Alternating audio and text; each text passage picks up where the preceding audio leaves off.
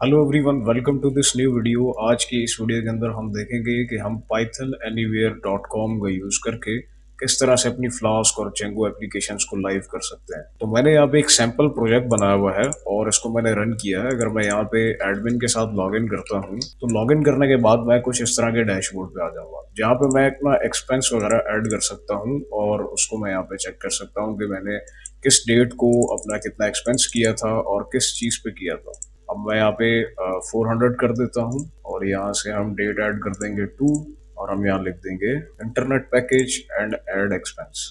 तो जैसे मैं इसको यहाँ पे ऐड कर दूंगा तो ये कुछ इस तरह से यहाँ पे ऐड हो जाएगा और मैं चाहूँ तो इसको एडिट कर सकता हूँ और चाहूँ तो इसे मैं यहाँ से डिलीट कर सकता हूँ कुछ इस तरह से। ठीक है, तो हमारी ये एप्लीकेशन बिल्कुल ठीक चल रही है इस वक्त। हम इसको फर्स्ट ऑफ ऑल एक इसकी गिटहब रिपोजिटरी बनाएंगे, जिसके लिए हम जाएंगे github.com पे और यहाँ पे योर रिपोजिटरीज में चले जाएंगे। योर रिपोजिटरीज में आने के बाद हमने यहाँ से एक न्यू रिपोजिटरी बनानी है, जिसका नाम मैं यहाँ पे ऐड कर दूंगा एक्सपेंस ट्रैकर और simple expense tracker app with flask. और इसको मुझे यहाँ से पब्लिक रखना है। पब्लिक रखने के बाद मैं इसको क्रिएट रिपोजिटरी कर दूंगा। अभी इसमें मैंने कुछ भी ऐड नहीं किया, लाइक डॉट गेट इग्नोर वगैरह ऐड नहीं की हुई मैंने। मैं यहाँ पे एक जल्दी से डॉट गेट इग्नोर की फाइल ऐड कर लूंगा। तो यहाँ पे मैंने एक गिट इग्नोर की फाइल ऐड कर दी है। इसके बाद सिंपल मुझे क्या करना है, अपने प्रोजेक्ट को स्टॉप कर लेना है। CLS करने के बाद मैं यहाँ पे अपनी एप्लीकेशन को गिट पे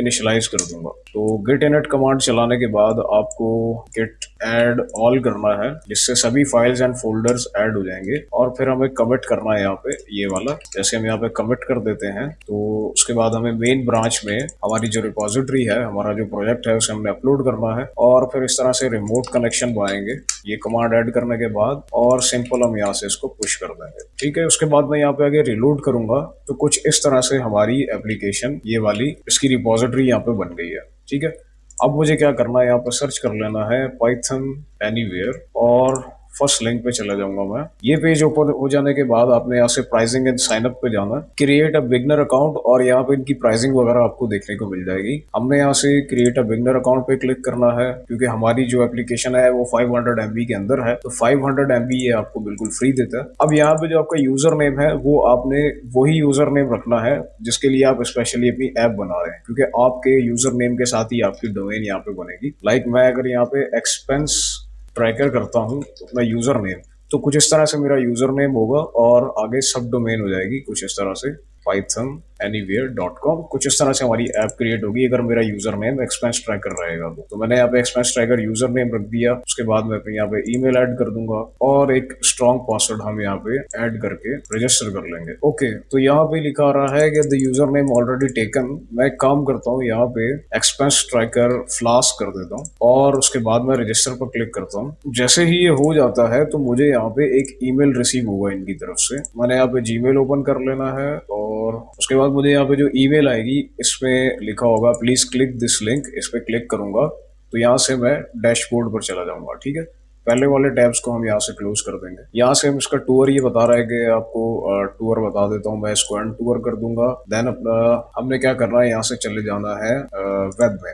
वेब में आ जाने के बाद यहाँ लिखा है कि you have know web apps, तो इसके लिए मैं यहाँ पे लिखूंगा add a new web app और जस्ट क्लिक नेक्स्ट। उसके बाद यहाँ से मुझे अपना फ्रेमवर्क सेलेक्ट करना है, मेरा फ्लास्क फ्रेमवर्क है और लेटेस्ट वर्जन पाइथन का सेलेक्ट कर लेंगे और ये हमारा डायरेक्टरी का पाथ बन जाएगा कुछ इस तरह से। हम इसको कर देंगे नेक्स्ट। कुछ इस तरह से हमारा लिंक जो हमारी ऐप का एक सब डोमेन के साथ लिंक है वो जनरेट हो गया। अब यहाँ पे सिंपल हेलो लिखा आ रहा है, तो हमने क्या करना है, सबसे पहले कंसोल्स में जाएंगे। कंसोल्स में आ जाने के बाद यहाँ से हमें बैश पे क्लिक करना है और बैश में हम क्या करेंगे, हमारी जो भी रिपोजिटरी है उसको क्लोन कर लेंगे। उससे क्या होगा कि सारा फोल्डर जो हमारे प्रोजेक्ट की फाइल्स थी वो सभी यहाँ पे इंपोर्ट हो जाएंगी। तो सिंपल स्टार्ट में मुझे यहाँ कमांड लिखनी है mk virtual env, उसके बाद मेरे एनवायरनमेंट का नाम जो मैं अपने एनवायरनमेंट को नाम देना चाहता हूँ वो, then minus minus Python is equal Python और फिर हमारा वर्जन 3.10। इतना करने के बाद आपने एंटर करना है। इससे क्या होगा कि वेन्व के नाम से आपका एक वर्चुअल एनवायरनमेंट क्रिएट हो जाएगा और वो ऑटोमेटिकली क्रिएट होने के बाद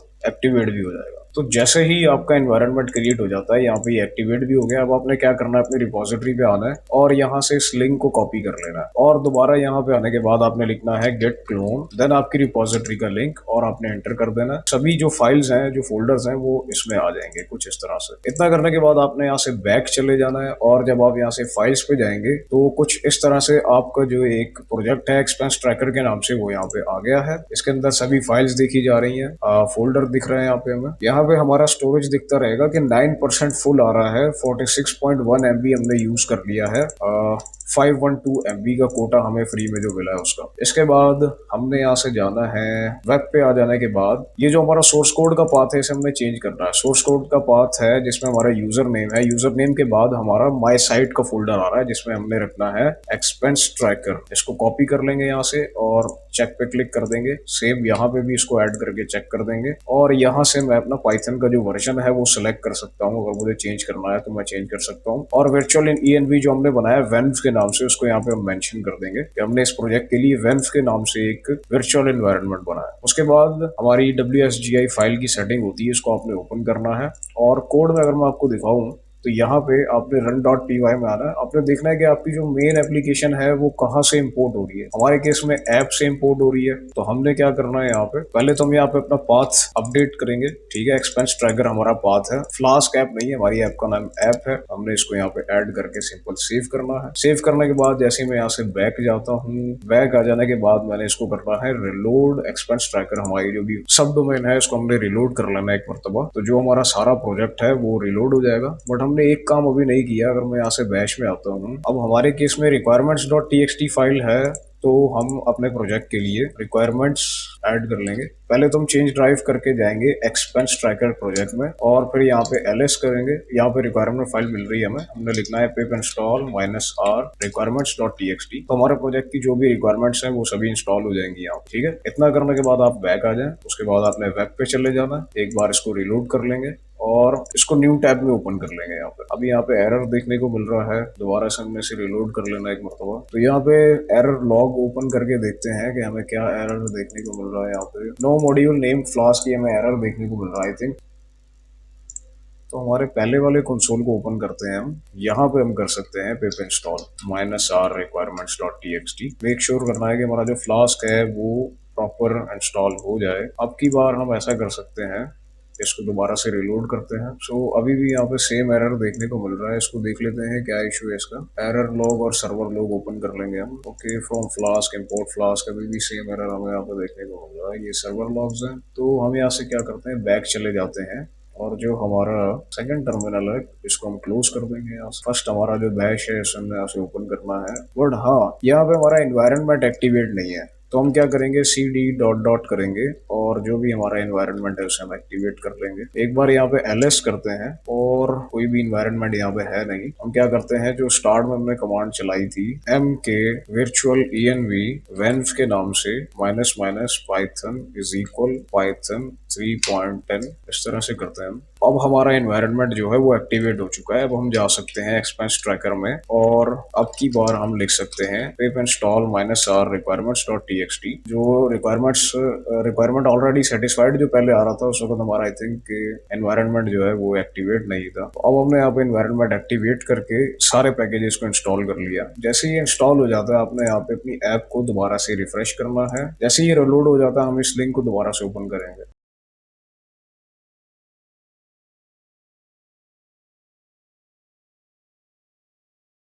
तो डीबगिंग को मैंने यहाँ पे थोड़ा सा स्किप कर दिया था। मैं आपको बता देता हूँ कि इशू क्या आ रहा था। इशू हमारा आ रहा था कि जो भी हम इंपोर्ट कर रहे हैं भाई ऐप में से, एप्लीकेशन को एज एप्लीकेशन, उसमें से जो हमारा मेन मेथड है जो हमारी ऐप को क्रिएट कर रहा है उसमें थोड़ा सा प्रॉब्लम आ रहा था इंपोर्ट का, जिसकी वजह से हमारी WSGI फाइल यहाँ पे एरर्स दे रही थी हमें लॉग्स में, जैसा कि यहाँ पे देखा जा सकता है लाइन नंबर 16 में। तो हमने यहाँ पे क्या किया, कोड को कुछ इस तरह से कर दिया। ठीक है, ऐप से हमने इंपोर्ट किया हमारे मेन मेथड को जो ऐप को क्रिएट कर रहा है और फिर एक एप्लीकेशन वेरिएबल को इज इक्वल कर दिया हमारे उस मेथड के। और सिंपल जब मैंने यहाँ से इसको सेव किया, सेव करने के बाद मैंने इसको यहाँ से रिलोड किया, तो रिलोड हो जाने के बाद इस लिंक को मैंने यहाँ पे ओपन किया तो हमारी वेब एप्लीकेशन रन होने लग गई। इसके बाद हम यहाँ पे जाएंगे एडमिन पे। एडमिन के राउट पे आने के बाद सिंपल हमने अपने क्रेडेंशियल्स के साथ लॉग इन करना है। तो हमें क्या करना होगा, यहाँ पे टर्मिनल से एक एक एडमिन का जो डेटा है वो क्रिएट करना होगा। इतना काम करने के बाद दोबारा से अपनी एप्लीकेशन पे आएंगे और लॉगिन करेंगे एडमिन 123 के साथ, और इतना करते ही लॉगिन हो जाएगा।